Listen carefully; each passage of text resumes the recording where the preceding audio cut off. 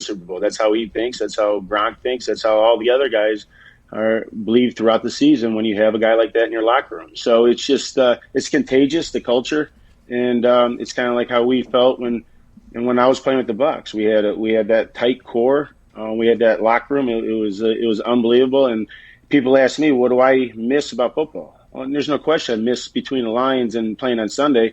But it was the grind behind the scenes with my guys and the failures and the successes and the journey that took us to where we had to be when we did win in 2002-03 Super Bowl. So it's just, from the get-go, immediate presence of culture change.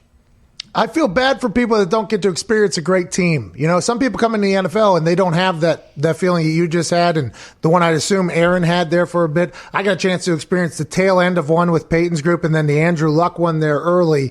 It's cool to see that, because a lot of teams you see them get splintered. It feels like the good teams are the ones that can stick around, stick together. Pivoting back to something you said earlier, you said you would have played forever if you could have. Let's say you were still playing right now.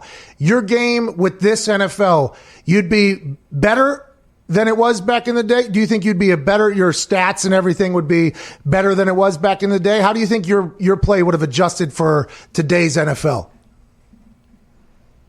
I don't think my style has any room to adjust, right? I run a 4.3, you know what I mean?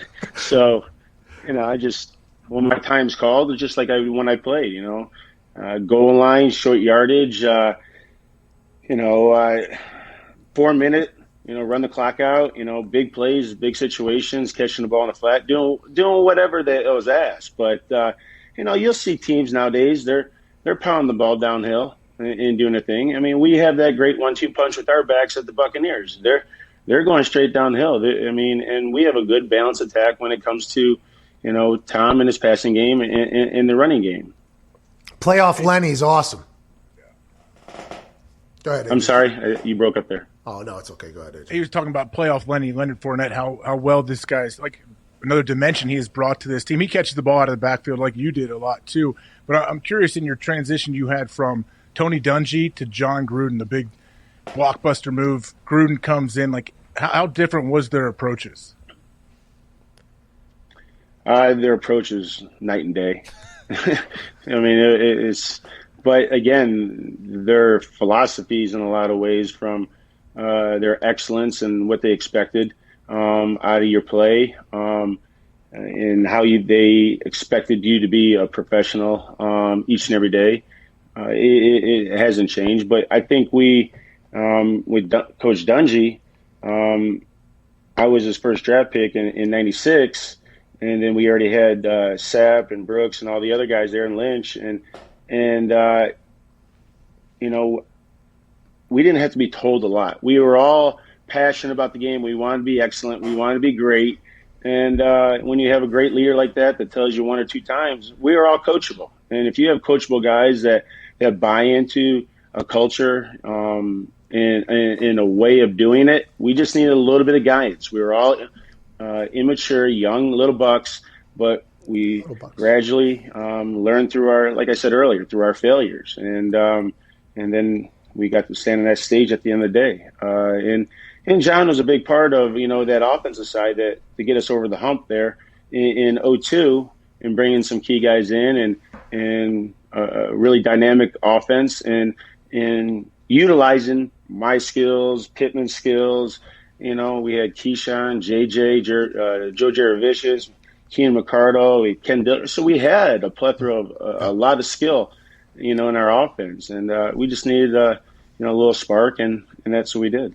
I mean, people forget that we were averaging, with our great defense, over 28 points a game. So we had it going into the playoffs, kind of like what the Buccaneers got going on right now. How do you see this game going? I assume that you're pulling for Tampa, but how does Tampa Bay win this game, you think, against the Chiefs? How do they get the dub on Sunday, you think? I feel who makes the least amount of mistakes. And, between that turnover ratio and third down conversion. And I really feel comfortable with our defense and what they showed against the Saints and on the road and Green Bay on the road. They came up big. Tom threw some big interceptions, costly interceptions, in the NFC Championship game. But our defense, held Rodgers, in situations where he didn't score any points. So I really feel that the confidence level for our defense right now is riding high, and they're believing in each other. And then you have the talent that Tom Brady and Ed offense has is unbelievable. And don't get me wrong, so does Kansas City. But I think it's going to be who makes a fewer mistakes, and I feel that time of possession. If we can keep the ball in our hands and pound the rock a little bit, and keep Mahomes off the field, it's going to be great. I can't thank you enough for joining us, man. It's a great Friday. Looking at all the balls. It's always great. It is. I really appreciate you joining us. Good luck to your Tampa Bay Buccaneers. Where will you be watching the game at? On my couch. Nice. Hell yeah. A lot of water. I assume you have a couple waters, maybe some wings. What are we doing for the game? Clear stuff. Yes. Hey, good luck out there, A-Train. We appreciate you. Mike Allstott. Yeah. Let's go. That guy would have ran your ass over. Yeah. I agree 100%. He's bigger than me, stronger than me, probably faster than me. Yeah, I'm going low, but I'm going to eat a couple knees to the back of the head. Just the thought, though, of you, that potentially does have to happen in AJ's career. Like, my career does not have that. AJ's career has... All right, there's a chance that during this season I'm going to have to stand there, and a guy like Mike Allstott and I are just going to run our faces into each other for 60 minutes, basically, because that was their offense, by the way, just giving him the ball. That is incredible to think about. Was there anybody that you had to do that to that was an absolute nightmare? Yeah, there's a lot of guys, a lot of fullbacks around that used to be tough in the NFC North to take on. But, yeah, I played against Adrian Peterson for 8 years in a row, whatever he was there when I was, twice a year. The guy's an absolute monster. Always had good physical fullbacks in front of him as well. So Marshawn Lynch, any of those guys. There's so many big, strong, powerful dudes that you have to realize, like, all right, man, we better rally to the ball today. We're not bringing this guy down with just one. Hey, gonna need some backup, all right? Yeah. You are too, though, by the way, and I'm gonna come get you. That's an interesting thing. Mike Allstott's a legend. Mm-hmm. The best. It really is. If you would have played one more year, you would have played AJ. Really? Yeah, 2008, they played each other. Well, AJ would have been dancing on his grave, too, at the end of his career. AJ was just a young buck. Retire him. You know what I mean? He's just a young buck out there. Only player in the league with shoulder pads as big as AJ's. What'd you say? Only player in the league with shoulder pads as big as yours. My high school pads. He was wearing, like, my high school pads, yeah. I would have played football forever, he said. He hurt his neck, right? He had a neck injury that forced him to retire. Is that what it was? Makes sense. Yeah. That neck roll didn't work then, right? No, what are we doing? What is the roll in there? Did you ever? You never had the neck roll, huh? When I was I wore a cowboy collar early on in college. I took it off, I yes. think, after my sophomore year. How did you stop doing that? Because I think once you put that on, that's hard to come back from, right? Normally you see somebody do that, and it's like, well, that's that person now. They are going to wear that forever.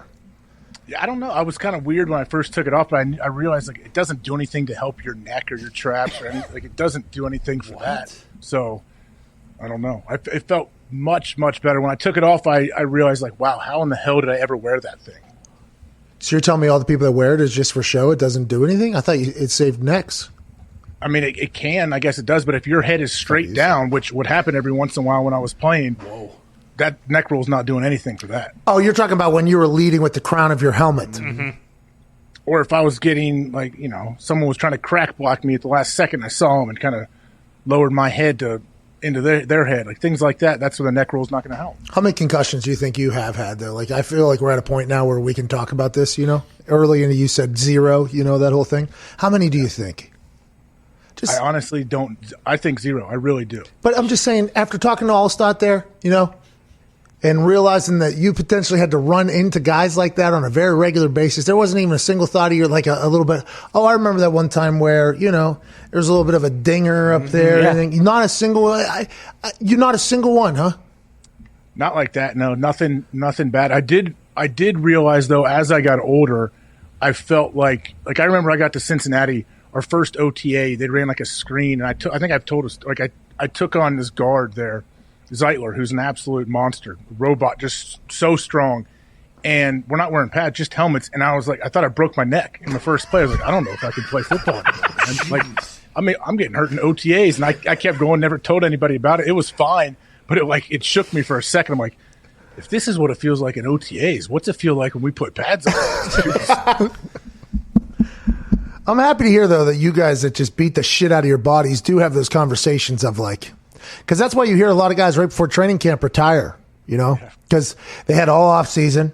And then they're thinking about what's about to come. Yeah. It's like, what's about to come? Well, not only am I going to have to wake up early and do football all day, every day, where I've just been to learn a system I probably already know inside and out. And we have to do this because we got to build team chemistry. And I just was on a beach a week ago. But also, I got to go bang heads with somebody. And I've already made a lot of money. So I've already made a lot of money. And now I got to go bang my head off of somebody. So, Vontae? Those practices, that was halftime. Oh, that was halftime. It's a young man's game.